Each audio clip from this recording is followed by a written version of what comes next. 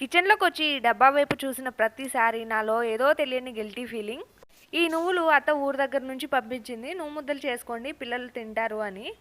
నేను ఇక్కడికి వచ్చిన తర్వాత ఒక 20 డేస్ గ్యాప్లోనే ఎక్కలేని బట్టలన్నీ తీసుకొచ్చి కుట్టడానికైతే వేసినారు. వాటన్నిటిని స్టిచ్ చేసినాక ఇప్పుడు కొంచెం ఫ్రీగా ఉన్నాను, అందుకనేసే వీటి పని పడదామని ఇంకా రంగంలోకి అయితే దిగాను. ఈ రోజు తాడో పేడో తేల్చి మరి నువ్వుల ముద్దలు అయితే చేసేస్తున్నాను. నేను నువ్వుల ముద్దలు ఎప్పుడు చేసినా సరే ఇలా వేయించి చేస్తాను. ఇలా వేయించి చేయడం వల్ల టేస్ట్ అనేది చాలా బాగుంటుంది. ఫస్ట్ అయితే ఇలాంటి వాటి మీద పెద్దగా ఇంట్రెస్ట్ ఉండేది కాదు. ఇప్పుడు నేనే కష్టపడి చేస్తున్నాను కాబట్టి తింటున్నా. నేను ఎప్పుడు నువ్వుల ముద్దలు చేసినా కానీ ఇలాగే చేస్తాను. అంటే బెల్లం మొత్తం స్మాష్ చేశాక అందులో నువ్వులను అయితే కలుపుకోవాలి మనం వేయించినవి. అలా కలుపుకొని కొంచెం కొంచెంగా పిండి ఆడించుకోవాలి. అప్పుడు పిండి అనేది పర్ఫెక్ట్గా మెదుగుతుంది.